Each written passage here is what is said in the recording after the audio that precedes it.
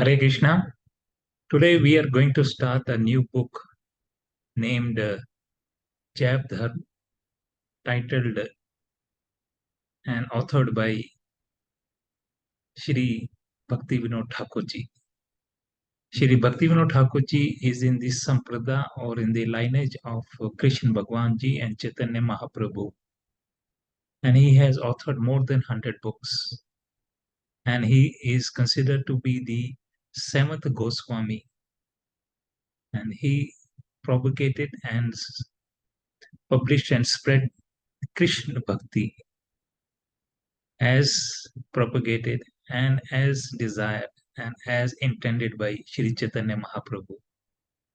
It is then down the line very much respected and spread and propagated once again by Keshavji Maharaj and Bhakti Vedant Narayan Maharaj and all the other Goswamis and Gurus. So let's start this book. There are total 40 chapters in this, and we shall be taking chapter by chapter, and it could take quite a lot of time. Expected that we will do 2 chapters in a month, and it will take us around about 20 months. So that would be 1 year and 8 months approximately. And we may try to shorten the period, but that is the approximate time. So let's first of all do some vandana and do our prayers to Gurudev so that we can repeat whatever we have learned from him. So, Vande Shri Guru, Shri Yutpat Kamlam, Shri Guru in Neshu, Vaishnavascha, Shri Rupam Sagrajatam, Sagan Raghunath Ventaship, Ta Sajivam, Sadvaitam, Sabdhutam, Parijan Sahitam, Krishna Chaitanya Devam, Shri Radha Krishna Padan, Sagan Lalita, Shri Vishakha Nityantvishach, Shri Guru Pranam. ओम अज्ञानतिमिरन्धस्य ज्ञानञ्च शलाकया चक्षुरुन्मीलितं येन तस्मै श्री गुरुवे नमः। नमो महावतन्याय कृष्ण प्रेम पदायते कृष्णाय कृष्ण चैतन्य नामने गौर विषय नमः। हे कृष्ण करुणा सिंधु दीन बंधु जगतपते गोपेश गोपिका कांत राधा कांत नमस्तुते। जय श्री कृष्ण चैतन्य प्रभु नित्यानंदा श्री द्वैत गदाधर शिवसादि गौर भक्तवृंदा। हरे कृष्ण कृष्ण कृष्ण हरे हरे, हरे Ram Ram Ram Hare Hare. So first of all, my Danvat Pranam to my Diksha Guru Shri Bhaktivedanta Narayan Maharaj. Thereafter, my Danvat Pranam to all my Siksha Guru, including Shri Brajnath Prabhuji, who has inspired me a lot and who has been guiding me and who has been teaching me about Jab Dharm a lot. And my Danvat Pranam to all my Siksha Gurus and my Danvat Pranam to all the listeners of this recording. Hare Krishna. So the chapter number 1 we start with today, and it is titled Eternal Temporary Dharma of the Jiva. I will try to read out from my notes so that I do not deviate and record my own version of what I think. I'll try to read out what the author, Shri Bhakti Vinod Thakur Ji, has written in the book in Jab Dharm. The whole purpose of this session is to summarize the whole chapter as written by Bhakti Vinod Thakur Ji. I will not try to interpret my own meanings because I'm not worthy of it. So here it goes.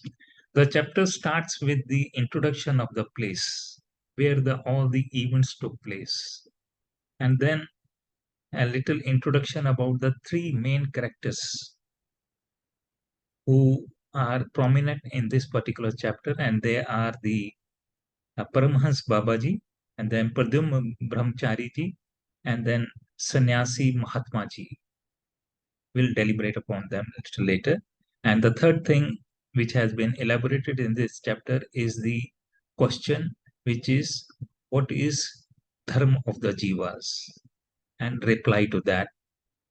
So these are the three main things. To repeat, the introduction of the place where the events took place, the introduction of the three main characters, and the question, which is the what is the dharma of the jivas, and reply to these things. So we continue with focus on these three things. The first thing is the introduction about the place or the area or the location. It is the island of Jambudvip, which is in Bharatvarsh and in Gaudapumi, and it is consisting of 9 island regions.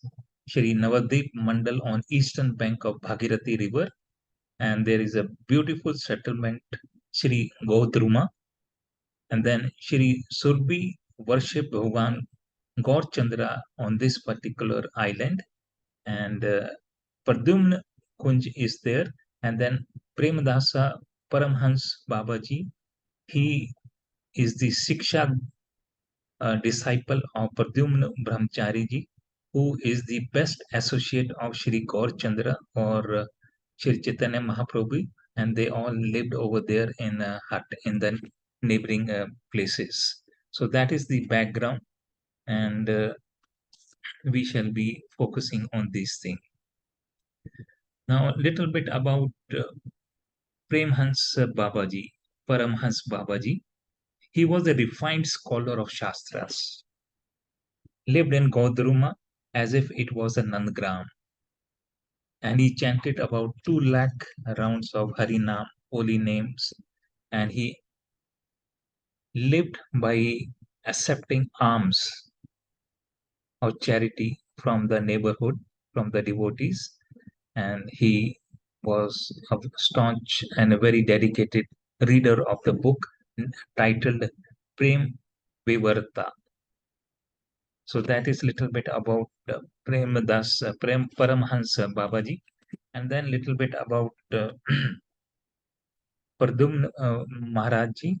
Pradyumna Brahmachari ji was the guru of uh, Paramhans Babaji Maharaj, and he used to live in a place called Pradyumna Kunj near village Devapali. And then we come to Sannyasi Maharaj, the third character, and he too was a very highly placed devotee and a sannyasi, and he had spent most of his time in Kashi studying Upanishads and Vedanta Sutras. And at that time, about 12 years ago, he had accepted renounced order of life from Sachidanand Saraswati Maharaj, and he had accepted the staff of renounced order, and he had traveled to many, many, many holy places. In Varanasi, he took the vow of silence, but there was no happiness which he received in spite of his all the journey towards bhakti. Then one day he met one sadhu who was immersed in Krishna, Chaitanya, and Nityananda. That influenced Sanyati Mahatmaji a lot, and he was overwhelmed by the sight of this sadhu who was filled and immersed in tears, thinking and singing about Krishna, Chaitanya, and Nityananda Prabhu. But he could not find him later on. But he changed by seeing this Mahatma or Sadhuji. Then he left Kashi, and then he went to Vrindavan. There in Vrindavan, he saw all the Vaishnavas uttering the benefit and the glorifications of Rup Sanatan and Jeev Goswami, and they were all uttering Radha Rani, Radha Rani, Radha Rani, and Navdeep Dham, Navdeep Dham. Again, Swamiji, Mahatma Ji, he got influenced by this a lot, and ultimately he found himself in Mayapur. He came to Mayapur, and then from the inhabitants of Mayapur, he heard about Premdas Paramhans Babaji, that he was the very enlightened Mahatma over there. And then Swamiji searched him and went to his Sharan, or in his blessings. He seeked his blessings and he touched upon his feet and asked for his mercy and to make him his disciple. And that is the beginning of our journey further in this chapter. So Swamiji, so Sannyasi Mahatma Ji, or Swami, we call it Sannyasi Mahatma Ji, he ultimately reached his guru, Paramhans Babaji, and he expected his and asked for his blessings. After a few days of stay with Paramhans Babaji, this Sannyasi Mahatma Ji asked for a question, asked for a reply to his question. And the question was,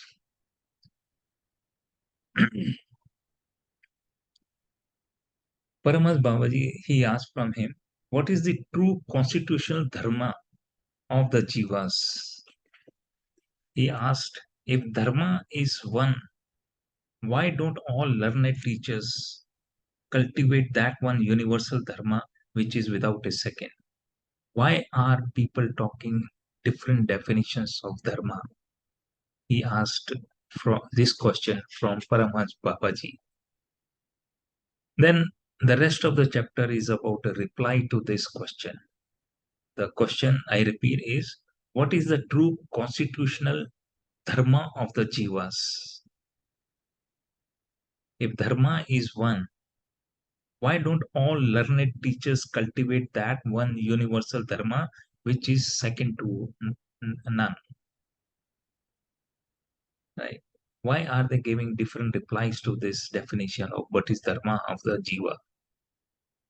So Paramhans Babaji says, I will reply to this question to the best of his ability. And he goes like this. He says, an object is called Vastu, and its eternal nature is known as its Nitya Dharma, which is changed only by force or by external circumstances or due to contact with material nature. For example, the water. The true nature of water is to be liquid. But when it comes in contact with the cold weather, a freezing cold weather, it becomes ice.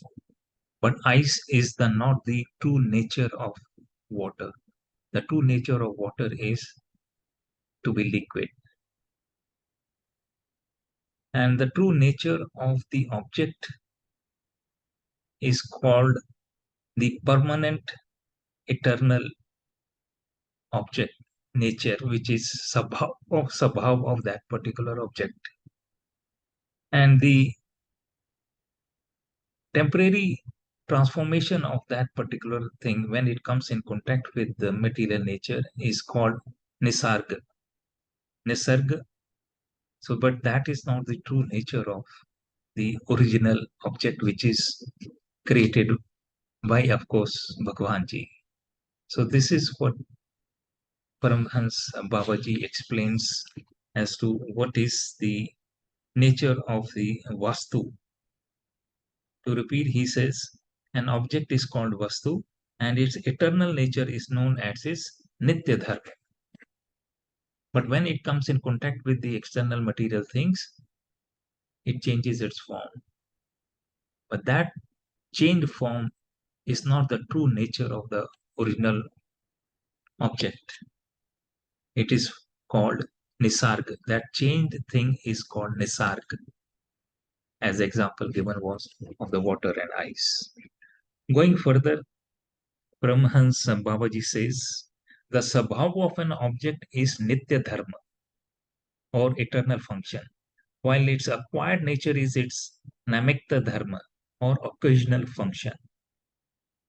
Those who have true knowledge of objects, Vastu Gyan, can know the difference between eternal and occasional function, whereas those who lack this, they consider acquired nature to be true nature and they consequently mistake the temporary dharma for eternal dharma. Okay.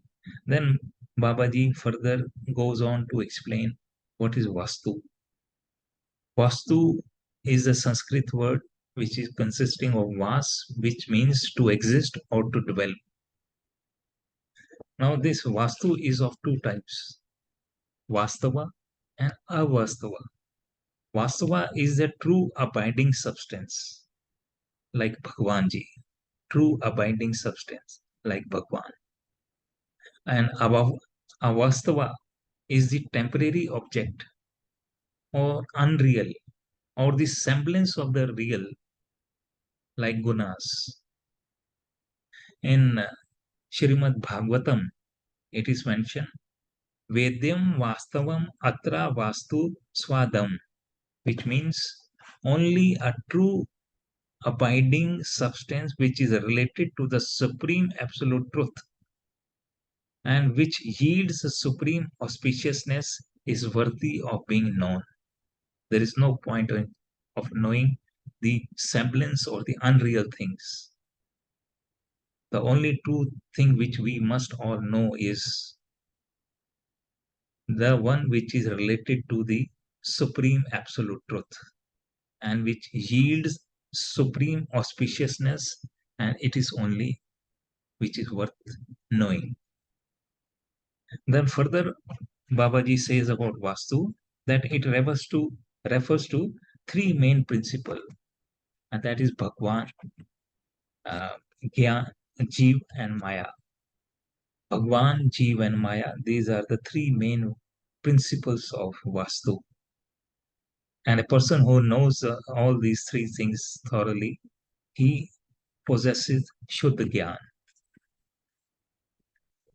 If further, Babaji mentions about the book from Srila Krishnadas Kaviraj Goswami ji, a little excerpts from this book, which is titled Shri Chaitanya Charitra Amrit. Here is mentioned the constitutional nature of the jiva is to be an eternal servant of Shri Krishna. Please remember this. Please pay special attention to this sentence. The constitutional nature or dharma of the jiva is to be an eternal servant of Shri Krishna. He is the marginal potency of Krishna and is a manifestation simultaneously one with him and different from him. Bhed Abhed. He is the marginal potency of Krishna and is a manifestation simultaneously of him and different from him. Further, it's mentioned in the book Chaitanya Charitra Amrit, the jiva who has forgotten Krishna has been preoccupied with the external potency since time without beginning. Consequently, Krishna's illusory potency or Maya gives him misery in the form of material existence. Krishna is a Chit Vastu or the transcendental substance. He is often compared to the sun of the spiritual realm, and the jivas are compared to the sun's atomic particles of the light. Okay. Then further it is mentioned in the reply given by Paramas Babaji. He has mentioned that Krishna is the eternal Lord of jivas, and jivas are the eternal servants. Krishna is the attractor, jivas are the attracted. Krishna is supreme ruler, and jivas are the ruled. Krishna is observer, and jiva are the observed. Krishna is whole, jiva is insignificant. Therefore, the eternal sabhav or dharma of jiva is Krishna dasya, eternal service and obedience to Krishna. I repeat, the eternal sabhav or dharma, that is the reply to the question by Sannyasi Maharaj. What is dharma of the jiva? Here the reply in this sentence is given by Paramans Babaji. The eternal sabhav or dharma of the jiva is Krishna Dasya to be eternal service and obedience to Krishna Bhagwan Ji. Thus, Jeev is subject to domination by Maya, whereas Krishna is the controller of Maya. This is the eternal distinction between the Jeev and Bhagwan.